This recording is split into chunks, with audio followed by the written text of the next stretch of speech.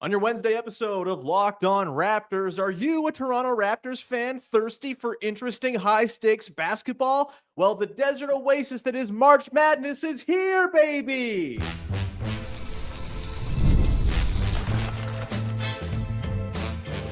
You are Locked On Raptors, your daily Toronto Raptors podcast, part of the Locked On Podcast Network, your team every day. Hey! What's going on? And welcome to another episode of Locked On Raptors, part of the Locked On Podcast Network, your team every day. It is Wednesday, March the 19th, and I am your host, Sean Woodley. I've been covering the Toronto Raptors now for 11 seasons on various platforms. You can find all my work over on Blue Sky. You can also find the show on Instagram, and you can join us in the Locked On Raptors Discord server. Link in the description of the podcast. Come hang out. Great place to be. And we have a March Madness bracket going on the men's and women's sides. You want to become part of that? Join the Discord and come compete against me. I'm going to vanquish you. Of course, you can also go and check out the daily newsletter, QR code on the screen. If you're watching on YouTube, link in the description of the podcast. As always, if you're listening and you want to go sign up, just drop your email in the bar and you will get 5 emails a week with my original writing on the Toronto Raptors. I'm covering games this year too. I'm at the building. I'm getting quotes and all that good stuff. So please go subscribe. It's 100% free, and I think a very good value proposition. Today's show is brought to you by Prize Picks. Download the app today. Use the code LOCKEDONNBA to get $50 instantly when you play your first $5 lineup. Prize Picks. Run your game. And we are off and running here on your Wednesday edition of Locked On Raptors, where we're not talking about the damn Raptors today, okay? I'm sick of it. I'm sick of them. I'm sick of tanking ethics. And how do we fix tanking? You can go to yesterday's show for more of that, where I thought we did a pretty good job outlining some solutions for tanking. Instead, today, we are diving into some fun stuff regarding March Madness and the prospects that we'll be able to watch who just might be future Toronto Raptors in waiting. A whole lot of them. And I guess, the nice part of the Raptors lottery standings taking a bit of a hit over the last couple weeks here as they've played this buttercream portion of the schedule and the Sixers and the Nets keep on losing is that it's now a wider spectrum of players who might be Toronto Raptors you can go key in on during March Madness. Look, I'm trying to paint with silver linings here. It's not Toxic Positivity Friday, but I'm doing my best Friday cosplay here. More guys to watch, more guys of note, more guys who could be in the range for the Toronto Raptors when they pick. Right now, 7th in the odds, could drop as low as 8th, 9th, 10th, 11th if things go really, really haywire here and they go on a crazy heater down the stretch. We're at the point now with 13 games and I think a 5-loss cushion or a 4-loss cushion on the 8th worst team in the league, the Spurs, who have now taken up that mantle. The Heat are in there now as well, having lost 8 straight. They're in pretty good shape, even if they win some games down the stretch to still hold on to the 7th spot. It's going to be hairy until the end. And of course, there's always a possibility that they accidentally win a bunch of games against terrible teams and put themselves into a pickle, as it were, when it comes to the lottery. But right now, 7th, you're sitting all right with that. 26% chance of moving up into the top 4, a 6-ish% chance of a top of the number 1 pick. So that's great. We will talk about Cooper Flagg coming up a little bit later on. We're going to get into all the Duke guys who are going to be on display who could be lottery picks. There's 3 of them this year. The damn Duke guys. I hate having to, appreciate Duke basketball, but some of these guys are pretty fun. So we'll get to that. We got other guys we're going to talk about later on too. But sort of grand scheme here, where the Raptors are picking. I do think if you're looking at this draft and you were really hopeful the Raptors were going to pick in the top 3 or 4 earlier on this season when they started 8-31, a start that they have spoiled by going, I think, 500 exactly in the last 30 games. I can understand the disappointment, but I do think this is a draft rich in pretty interesting players. And I think it's rich in guys who address the needs for the Raptors as well. It's kind of this interesting thing where most of the prospects we're going to talk about today fall under one of 2 categories. One, kind of exactly like a lot of the prospects the Raptors already have in-house, or they're big men who don't really fit the box of anything the Raptors currently have and check certainly a lot of the needs boxes the Raptors have. And I do think, there's some guards and stuff in there who are a little bit different than the current guards they have, a little more on-ball creation, stuff like that. But I do think for the most part, you're looking at a lot of 2 guards and a lot of bigs. And the Raptors certainly need one of those types of guys. And hey, if you get a really good 2 guard in the door, one way or another, whoever the Raptors take here is likely to enter next season as the best Raptors prospect. And so, you take who's there, you take the best guy, yada, yada, yada. Best player available, our favorite meaningless phrase, because it's a different thing to every single front office who the best player available is. There's no consensus on that ever. But to the broader point, I do think that the Raptors are going to get someone good wherever they pick, whether it's 7th or 8th or 4th, whatever it might be. I think you're looking at a lot of really interesting prospects here. And I think, it's why I am not melting down at the prospect of them not picking in the top 5. As much as it would be awesome to get into the Cooper Flagg, Dylan Harper range, I think those are the two guys where if you are the Raptors, the ceiling gets popped off if one of those guys becomes a Raptor. You need a lot of insane luck in a lottery that will be inherently stacked against you no matter where you end up to get either of those guys. And so I'm not losing sleep over not finishing 1 or 2 on lottery night. 3 through 10, I think there's a lot of mobility. I think there's a lot of difference of opinion. I think, Ace Bailey probably has carved himself out as number 3. He's not going to be in the tournament, nor will Dylan Harper, because Rutgers was a bad team this year, despite those two guys being quite good. Ace Bailey made some strides over the year with his playmaking and just kind of not being such an insane shot selection guy. I'm a big believer in his defensive upside. Well, plenty of time to talk about those two guys.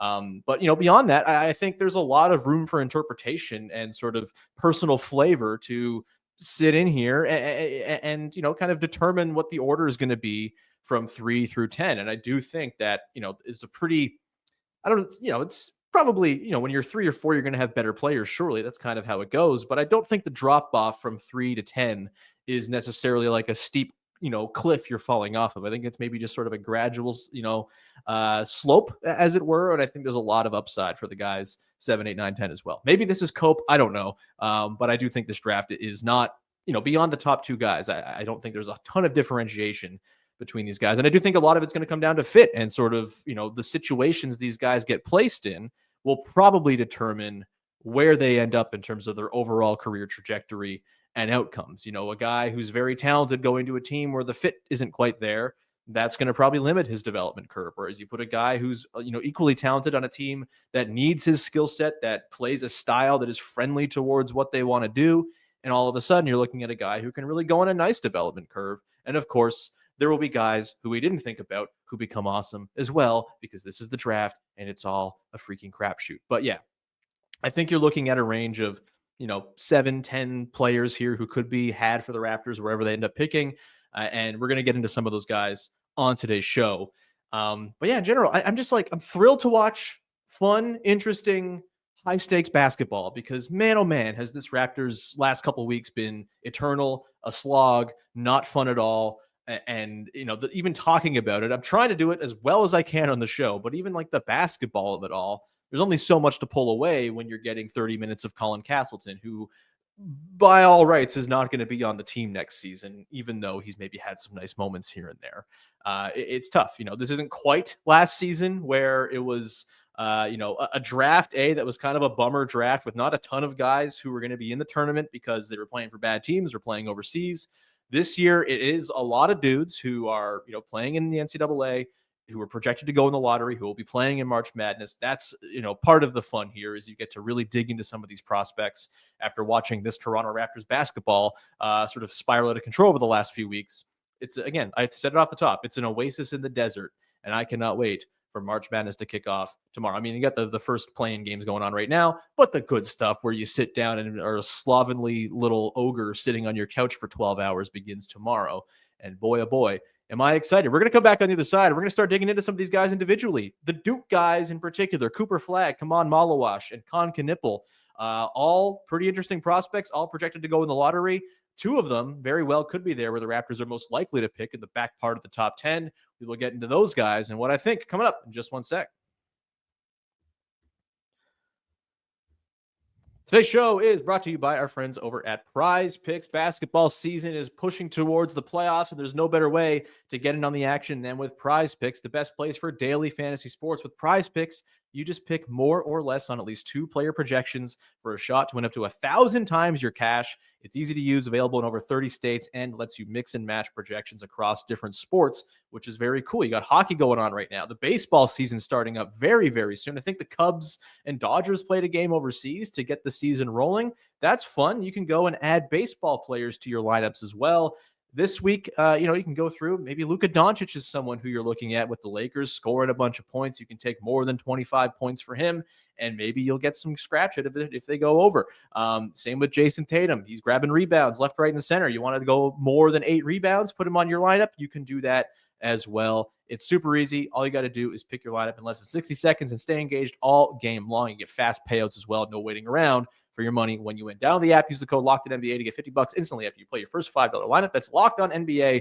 The code $50 off $50 instantly after you play your first $5 lineup. Prize Picks, run your game.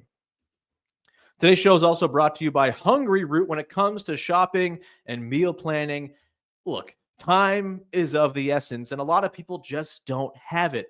Maybe you have young children. Maybe you have a very busy work schedule. Maybe you and your partners, if you have one, your schedules are divergent and it's hard to line up on meals. Eating healthy becomes very difficult. Then you kind of lean on ordering food or making quick stuff from the freezer. Instead, let's go with Hungry Root, because when you go to Hungry Root, everything changes. It's a total game changer. It's the easiest way to eat healthy without all the stress, because Hungry Root, it's like having a personal shopper and a nutritionist all in one. They take care of your grocery shopping, recommending meals and groceries based on your taste and health goals, from anti-inflammatory to high protein and gluten-free options. And the best part, every meal is ready in 15 minutes or less. Talking quick, healthy meals that actually taste great, all delivered straight to your door. It's a huge time saver, and it makes healthy eating so much simpler. You're going to love Hungry Root as much as everyone who has tried it out. For a limited time, get 40% off your first box and a free item in every box for life. Just go to hungryroot.com/LockedInNBA. Use the code LockedInNBA. That's hungryroot.com/LockedInNBA. Code LockedInNBA to get 40% off your first box and a free item of your choice for life. That's huge. hungryroot.com/LockedInNBA. Code LockedInNBA. Don't miss out.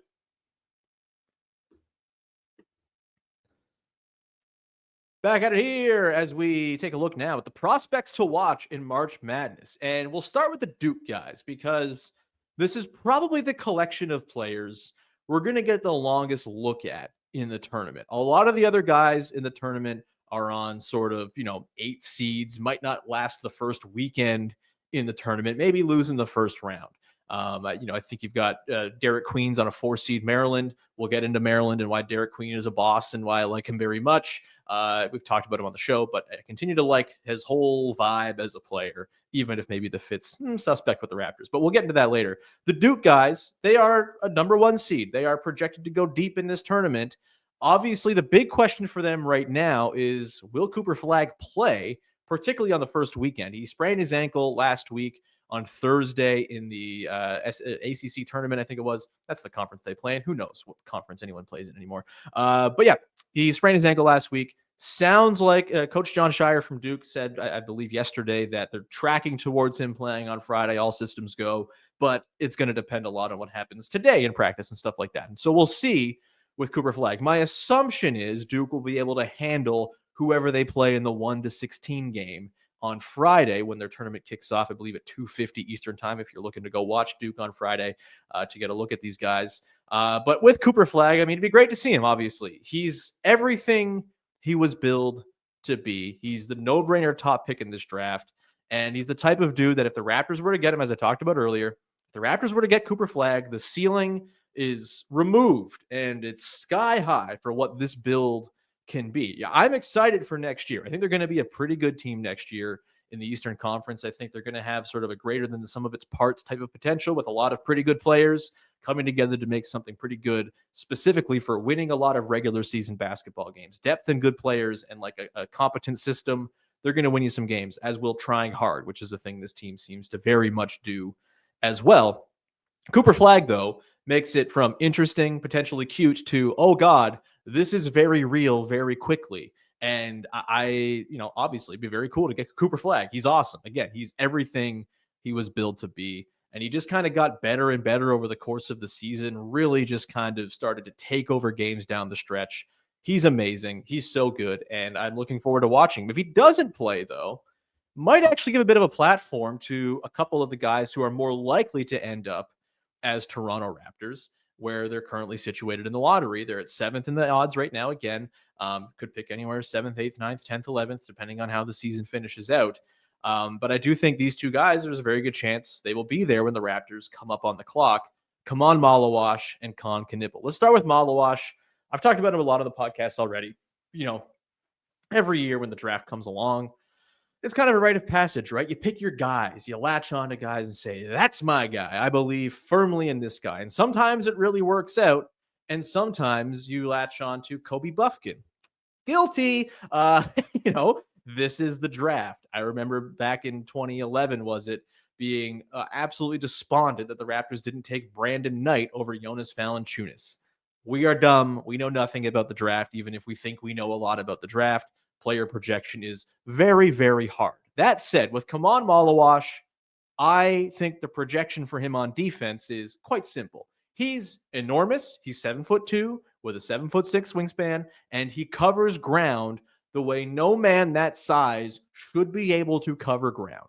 I think the thing for me with Maluach that makes him so exciting, and I think he carries more upside than maybe people want to give him credit for, because the offense is still a work in progress. I think he legitimately has all defense / defensive player of the year contender potential.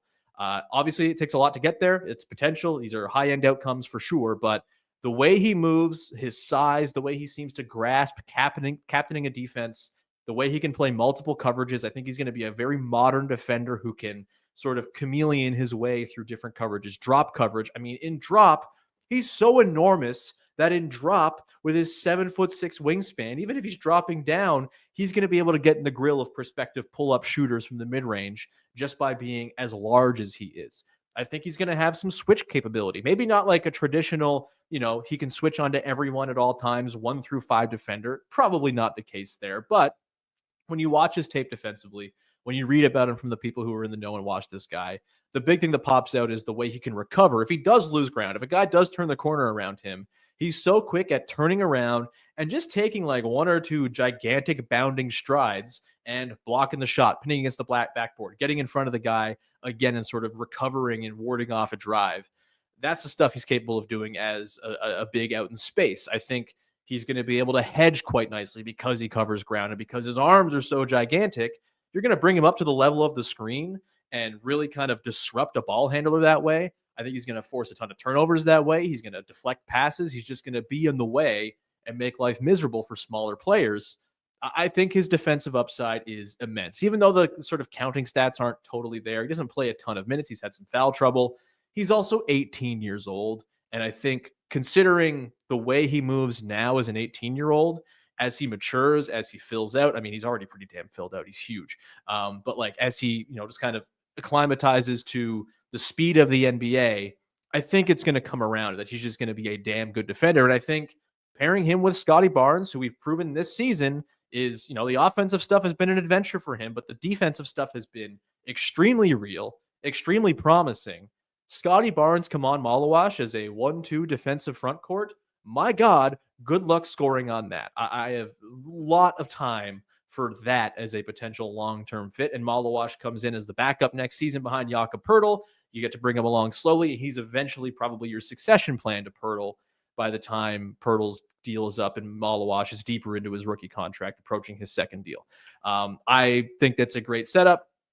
I'm all for it. And I do think Maluach offensively, like even if he just tops out as a rim running guy, a vertical lob threat, that's something the Raptors could use. They really need a vertical lob threat type guy. I think his overall sort of timing and stuff is very good in pick and roll. And, again, I've kind of thrown out the Tyson Chandler comparison for him. Tyson Chandler, was never a guy who was stretching it out or anything. He was a very sort of rim bound finisher, but his defense was so impressive that he was able to win Defensive Player of the Year, be the backstop of a championship winning defense. I think that's the kind of offensive contribution you can expect from Maluach. Maybe not going to be a 20-point-a-night guy or anything like that, but so good on defense that you just need that sort of cursory around the rim finishing. And I think he's got some nice touch on push shots. He's been good from the free throw line. They'll certainly try to make him shoot threes in the NBA wherever he ends up. We'll see where that goes. But even if he never shoots threes, I think high-end defensive anchor, all defense level guy with cursory offensive skills is a pretty interesting player for the Raptors to end up with. I'd be totally down for it. And I'm super excited to watch him within the pressure cooker of March Madness. Can he stay on the floor in big games? Can he avoid foul trouble when foul trouble can really sewer you if you're a team that's getting into it early in a single elimination situation? Fascinated to watch. And the other thing, too, is if Cooper Flagg can't play, he's going to be asked to do a lot. And the guy who he's kind of shown the most chemistry with as a pick and roll guy is Knueppel, who I think is not someone I've spent a ton of time watching this year or kind of thinking about as a potential Raptors fit, just because if you're not familiar with Knueppel, he's like a 6'6", 6'7" guard forward kind of hybrid type. Very, very good 3-point shooter. Has a little bit of craft as like a secondary pick and roll creative type. We'll see about the athleticism. I think that's a real question for him. The rim pressure is not really there. The finishing on the interior is not really there. But he's got a lot to his game that's interesting and is valuable in the modern NBA. I just kind of think for me, I'd be very surprised if the Raptors drafted another 2-3 type with that skill set, considering the current build of the roster, considering how much they're invested in, Jacoby Walter, Grady Dick, RJ Barrett obviously muddles the 2-guard position. Brandon Ingram is now on the team. I just don't think they're going to go that way again, as much as, you don't draft for position or fit necessarily when you're picking high. I do actually think drafting for fit makes some sense if you're trying to optimize guys' sort of runway to go and get better in the NBA. And I do think Knueppel would probably be blocked a little bit with the Raptors. And so I've not really given him a ton of consideration. That said, he's an interesting player. He's had some really good run of late. He, without Cooper Flagg in the ACC tournament, he was very good and led Duke to the championship. He's very good. I think he's going to end up on a different team than the Toronto Raptors, but certainly a guy worth tuning in for and watching, specifically with how he interacts with Khaman Maluach, who I think is a way more likely guy to land with the Raptors on draft night, just because of the fit and the need. And again, the immense size and the defense, which this team needs. Like, this team seems like they're forging a bit of a defensive identity. They've been quite good on defense since the turn of the calendar.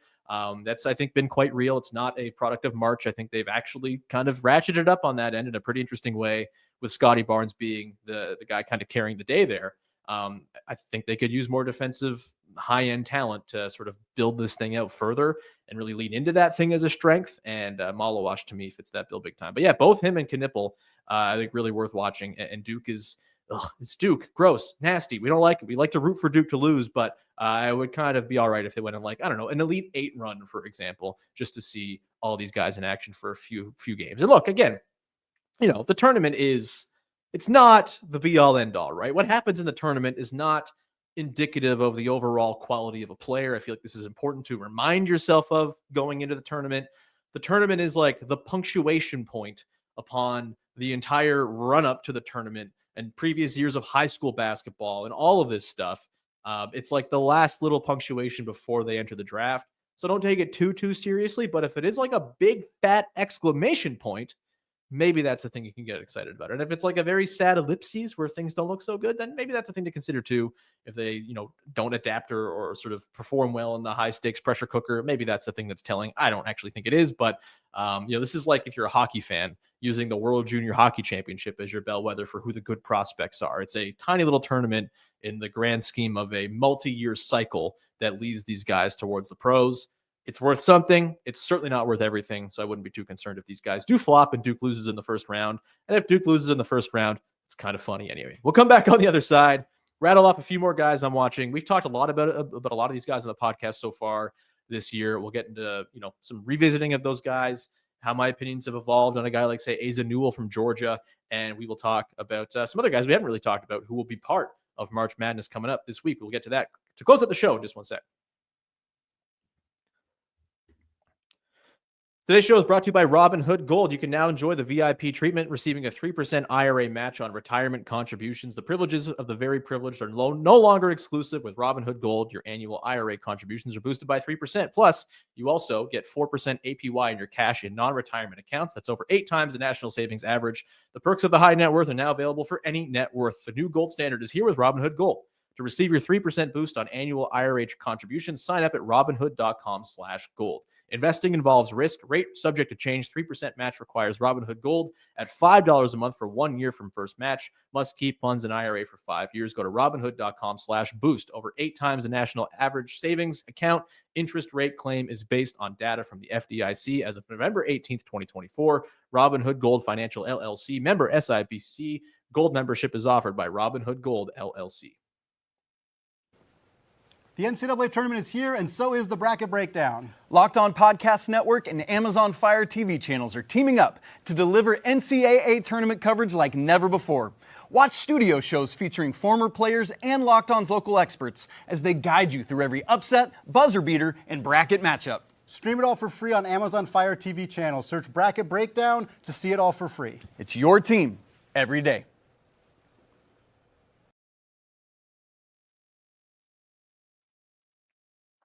Wrapping it up here as we take a look at some of the prospects to keep an eye on as March Madness gets rolling this week, thankfully, mercifully giving us basketball to watch that isn't depressing. Let's rattle off some guys. Derik Queen, let's begin with him. He's a guy we talked about pretty recently on the podcast and is a guy who has been quite good. He had a really nice run through the Big Ten tournament. Maryland lost to Michigan. We had a Michigan guy we're going to talk about in a second here too. But he had 31 points in the final against Michigan. Did Derik Queen had himself a really nice semifinal. Derik Queen's cool as hell, man. He is, again, the fit in Toronto is a little strange. He's like 6'10", 6'11", maybe 6'9", and he's not your traditional like big hulking rim protecting center. He's also not someone who's flashed much in the way of three-point shooting, which is a concern because he might be the kind of guy who size-wise is better suited to play at the 4. It's really tough. It's a guy who also on the season this year, let me pull up the overall numbers. He hit 4 threes this year. 2 of them came in the Big Ten championship game. So I don't know, big game player, 16 game player. Maybe that's something. I don't know. Derik Queen this year, 16 points, 9 boards, 2 assists, shot 77% from the line. Just a generally quite efficient, very good player. Big Ten all freshman, Big Ten rookie of the year. He's very, very good. And he's fun to watch. Like, again, he's aesthetically speaking, one of my favorite prospects in this draft because I love big men with cool post moves who can put the ball on the deck, throw cool passes, and they kind of do it while having a bit of a round bodily shape. Among my favorite types of guys. And so, Queen, again, the fit with the Raptors isn't ideal, but super excited to watch him play in the tournament. They get rolling on Friday against Grand Canyon, who, by the way, has a guy who's one of my favorite college basketball players ever in Tyon Grant Foster, who's like 26 years old now, has had a lot of stuff health-wise. He had some heart condition stuff. I think nearly he went unconscious during a game or something like that, came back and was awesome in the tournament last year for Grand Canyon. I think they won a tournament game last year as an underdog. And that game should be super fun. Friday, the 21st at 4:35 p.m., Maryland, Grand Canyon. Tune in. Tyon Grant Foster was like a little draft guy I liked last year, despite him being very, very old, and he went back to school, and he's probably not in the mix this year. Much worse season this year than last year. Either way, Derik Queen, very cool. I'm excited to watch him play for Maryland. They might be the team I just like pick to win in all my brackets because, the Terrapins are always cool. Shout out Grievous Vasquez, Melo Trimble. They've had some cool guys over the years. I'm like Maryland. Go Maryland. Woohoo. Asa Newell. Let's talk about him from Georgia. He is a guy who early on the season, I did like a little ranking in my newsletter of like my favorite prospects. And I had him as high as 4 at one point. I don't think he's quite that high anymore. I think Maluach has really overtaken him for me. And I think probably Queen has as well, just in terms of like raw talent. That said, Asa Newell's interesting. He, had a very good season for Georgia. They made the tournament. They're a 9 seed. They played Gonzaga in their first game on Friday as well. I believe the winner of that game will take on they'll take on Houston, that is, in the second round. They play tomorrow, 4:35 p.m. My mistake. They might not go far in this tournament. They're probably out by the end of the weekend. Houston's very good. They're the 1 seed. Gonzaga obviously could beat them in an 8-9. 8-9's always coin flips. But with Newell, I still think there's a lot to like here as like a modern NBA big man. 15 points a game, 7 boards, not ton in the way of assists, just 1 assist a game, a steal, a block.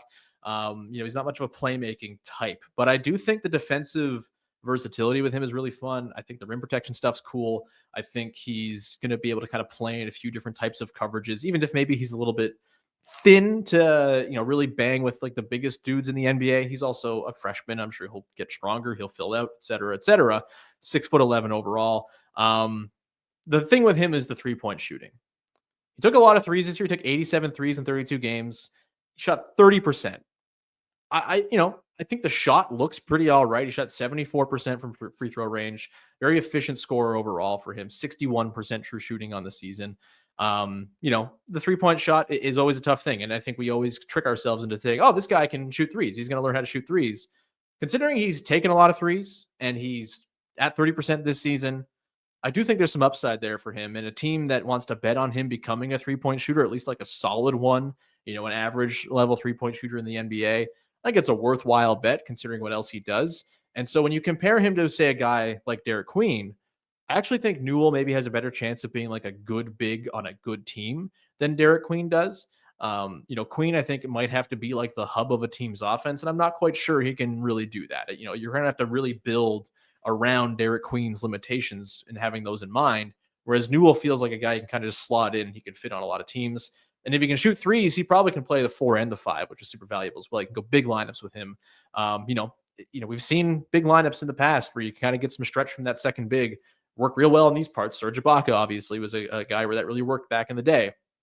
I'm not saying Asa Newell is Serge Ibaka, but that archetype of player is hard to find.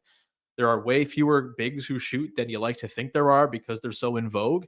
I think Newell might be a worthwhile bet. He's, again, aesthetically speaking, behind Queen for me. I have Maluach ahead of both of these guys, but those two dudes for me in particular, if I'm like ranking guys I want to see the Raptors take with their pick, all 3 of those guys are very much in the mix for me.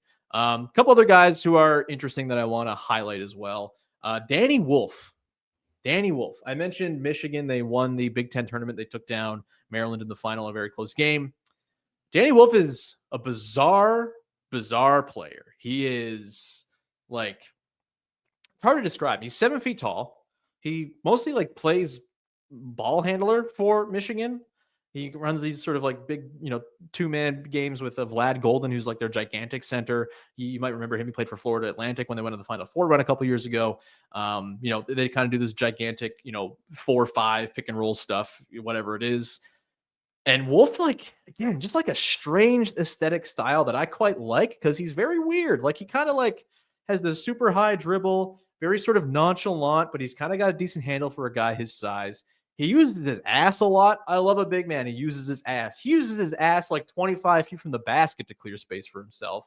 Kind of because he can't blow by anybody because he's too tall and lumbering to do that. But, it makes it work. He averaged 13 points, 10 boards, a few assists, a couple stocks. He shot 34% from 3. He's very talented. He's got a lot of ball skill.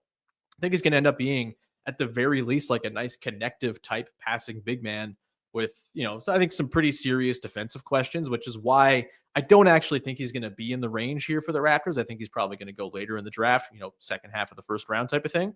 But he's a guy I've just like, he's like a curio for me. He's a very strange, fun, bizarre sort of unique butterfly player where it's like, what am I watching here? I think I like it. I think it's fun. Will it work in the NBA? No idea, but I'm looking forward to watching Danny Wolf.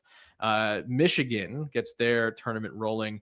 They play UC San Diego tomorrow, 10 p.m. Eastern, if you want to check out Danny Wolf. We've talked about Tre Johnson, Kasaparas Jakucionias, Tre Johnson for Texas. Texas kind of just barely squeaked into the tournament, and they are not awesome by any means. They're an 11 seed in the first 4. They play tonight actually against Xavier.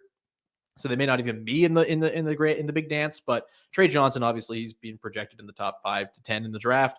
I have talked about him very recently on the show. I don't think he's necessarily someone I'm like thrilled about as a Raptors fit, though, mostly just because of the positional overlap, and the Raptors have, a lot of guys who play that position, but he would be the most talented of the guys they have in the bunch. He's a great shot maker. Worry about the rim pressure. I think he's probably more of a very good off-ball player in the NBA than like an on-ball creator type.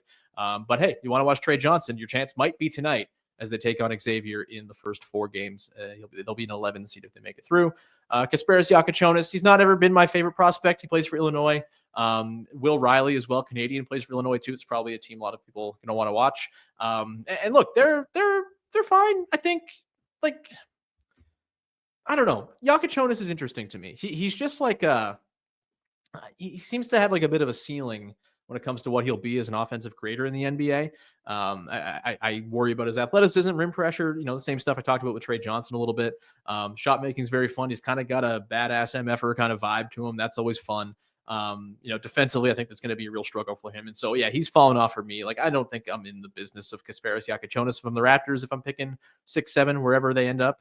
6, 7, 8, whatever. But yeah, he's a guy to watch for sure. And Will Riley's been super fun. Had a nice little run down the stretch of the season for Illinois too. They play, I believe, the winner of that Xavier and Texas game, March 21st, Friday night. So you can check that out. Texas versus Illinois. That'd be a fun one with a lot of draft prospect cachet. A couple other guys, keep an eye on. Jeremiah Fears. He is, I have a hard time with Fears because he plays for Oklahoma. He was kind of a riser this year, really kind of carried that offense. I wonder about, this is the thing I keep coming back to with a lot of these creative types near the top of the draft, outside of Dylan Harper. My concern with these guys is I don't think any of them really has the juice to be like the number one guy in an offense to run the show. And I think with the way the Raptors are built, they kind of have a lot of those guys already. And I think it would be a lot of overlap, a lot of the same. I'm looking for like skill set diversity, positional diversity, different, kind of role players, style, skills, potentially with upside baked in to the stuff that we know. It's why I like Ace Bailey. I think Ace Bailey is a 3-point shooter and potential defender, really good. And then you add more of the on-ball creation stuff in, and maybe that changes his overall impact as a player. But I think he's going to be an impact guy, even without the ball in his hands a ton. Whereas a guy like Fears, a guy like Johnson, a guy like Kasaparas Jakucionias, I'm a little less sure that there's like a role player to be found if the on-ball creation stuff isn't elite. And so that's kind of where I'm at with Fears. But hey, you can go watch Oklahoma. They are taking on, who are they playing? I'm trying to find them here in the freaking bracket because, they're a 9 seed. They're taking on UConn. We've got Liam McNeely, another guy projected for the lottery. They take on UConn on Friday, 9:25 p.m. So, yeah, lots of guys. Igor Demin of BYU was previously a very high projected guy, didn't have a very good season. He's got to check out. A lot of fun potential second-round guys to check out as well. ESPN has a great list of the top 50 prospects playing in March Madness if you want to go peruse there and kind of match up your viewing times and all of that. But I'm going to leave it there. Thank you so much for rocking with the show. And we will be back again tomorrow as we continue to, look ahead to hopefully greener pastures beyond the next 4 weeks of Toronto Raptors basketball. Raptors take on the Warriors tomorrow. Might see if I can get Katie Heindel here to have a chat about where things sit with the team. But either way, thank you so much for rocking with the show, following, subscribing, rating, reviewing, subscribing to the newsletter. It's always appreciated. Join the Discord. Link in the description of the podcast. Can be part of our March Madness tournament brackets, both for the men and women. You can do that. It's 100% free all the time. So come hang out. And we will leave you there. We'll talk to you again on, what the hell day? Thursday, another episode of Locked On Raptors. Bye-bye. Damn it.